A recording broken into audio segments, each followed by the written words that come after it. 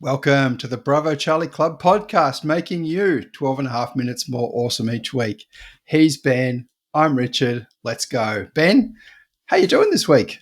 Doing great, mate. Really well. Got a new listener country to call out. Canada are with us. So that would be hey, or an informal ça va on the eastern side for our French-speaking fans. Yeah. Nice. There you go. How are you doing? Yeah, look, I'm doing pretty good. Pretty good this week. Yeah. Well, let's bounce into the Fully Awake project then, because I've been getting a few Amazon packages lately. Yes. Sorry to jump in and cut you off. I had a package delivered not 15 minutes ago, and the guy threw it from the driveway to the front porch. Now it's 5 steps. He didn't take the 5 steps. He threw it, and he put spin on it too. So it's like it's flying through the air and lands there, and I'm just like, wow, let's go. So I saw it all happen. So I raced out there and chased him down the street. Chased him down. I did. I chased him down, mate. You can't throw a package like that. He feigned ignorance, but he didn't apologise. He just looked at me confused, as if that's not okay. You can't just chuck a package like that. I mean, it wasn't breakable, but it could have been. So that's not his call to make, is it? No, but you certainly got some influence. And it was just like 5 more steps. Come on, buddy, try harder. Yeah, anyway, I've got massive. So you said you're good, but you're appalled and outraged, Ben. I've got massive Clint Eastwood and Gran Torino vibes. Get off my lawn. Exactly. But put the package down softly first. Well, while you're in this spirit, you were telling me this week about the time you changed your signature, like your written signature. Yes, yeah. And then what? Tried to buy a house. I know. I tried to buy a house. That was like it's ridiculous, right? So, I mean, if you've never changed your signature before, I highly recommend not doing it. So I like the kind of the backdrop to that, the motivation to make the change was I had a company, The Hub, an ISP, and we sold it, which was awesome. And when you sell a company, you have like 5 copies of a 200-page document that you've got to sign and initial on all pages. And so I had, like, just after doing so much signing through the sort of like 5 years that I had that business, I developed this super lazy signature that looked like a paperclip at the start and a long tail. This is like the laziest signature you can imagine. And so I kind of thought that I wasn't being very deliberate about the things I was signing. And so I got all mental about it, and I should be paying more attention to these things. And so, like, I'm going to make my signature, a bit more detailed to make me put more attention into what I'm signing. So you tried to grow up. Well, sort of. So after I sold that business, I went to the bank and I changed my signature, got a little license and changed my signature. But your signature sits in so many places. And so, I've sold a business, I've got some money, I'm going to buy a house. That's what grown-ups do. And I changed my signature to just Richard, my first name. Good. Yeah, like Madonna and Cher. Exactly. Yeah. It's popular by now. I mean, everyone's doing it. The sort of, what do you call the person who's selling the house to you? They're the vendor. The vendor, I guess, are they? Yep. Yeah. Refused to accept that my signature was just Richard, and so their solicitor was going to hold everything up at the last minute unless I signed a stat dec saying that is my signature. But here's the kind of catch on that: you sign the stat dec with your new signature that just says Richard, and then you submit it. And that's good enough. The box is ticked and you're off the hook. We've got a piece of paper now.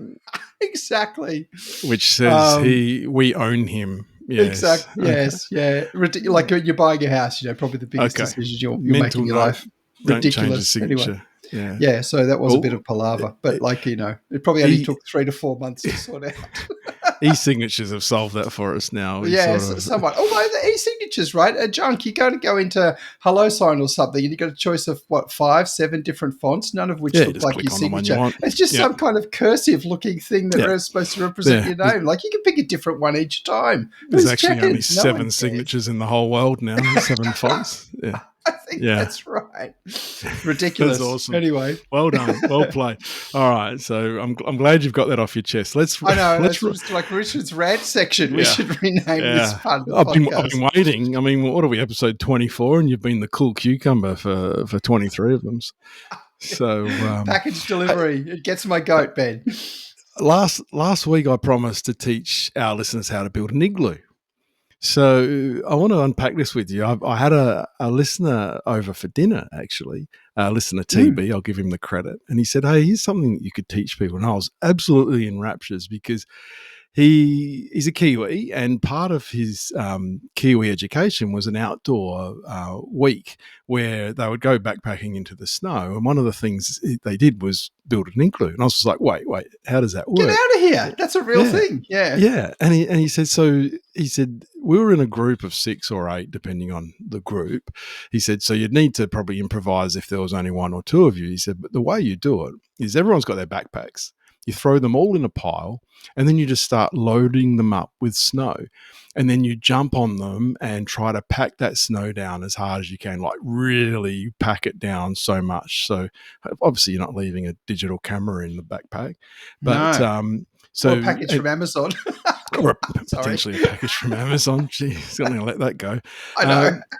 And so you throw all the snow on and jump on, pack it down as much as you can, and then you bash a hole where you and I would expect an igloo entrance to be, and then pull out the bags, and that opens this void up underneath, which you then crawl into and start scraping out the snow from the inside to build the igloo.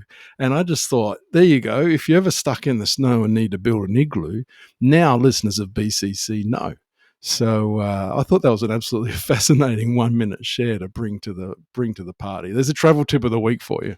That is fascinating. I mean, I thought it was going to be like some kind of special ice saws and, crowbars or something. Like No. these are school kids building it. So Yeah, it's fascinating. There you go. Awesome. Hey, on to listener feedback, mate. How are we rolling? I think the least I can do created a fair bit of attention.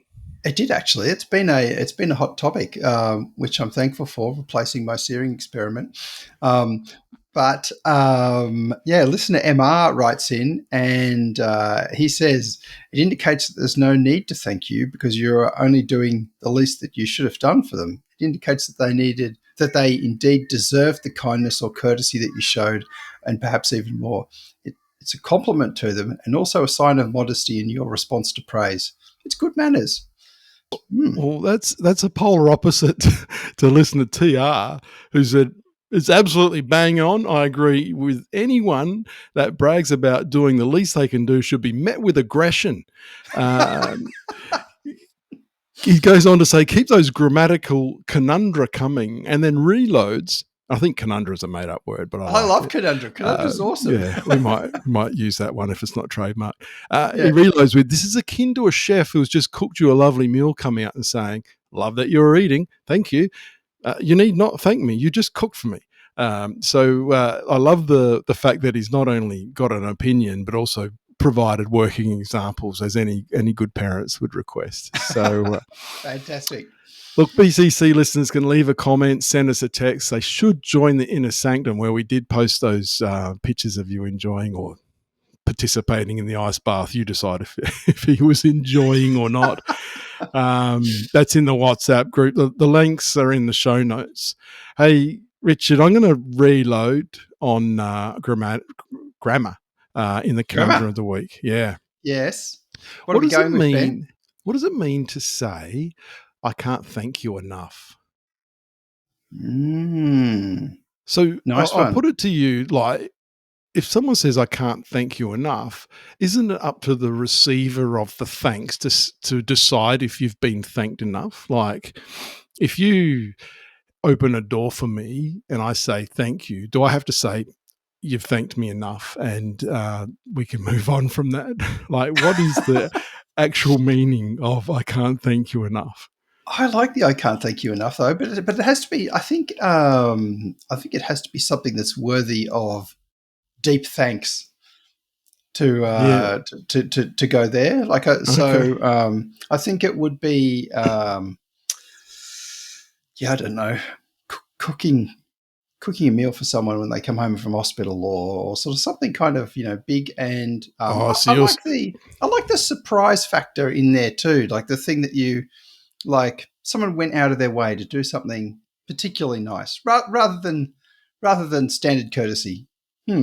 so you're taking a pot shot at me because you think I didn't thank the guy who cooked my breakfast that time enough when he was. Is that was that what I You get? might have thanked him I enough might though. have. I don't know. I'll shoot him a message to make sure he's not rolling around in the fetal position. Okay, I'm going to try it on, and for the record, I did try the least I can do.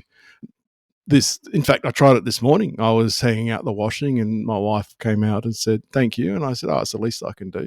And then immediately I was thinking, "Wow, actually, the least I could do would be sitting on the television Was watching nothing. Netflix."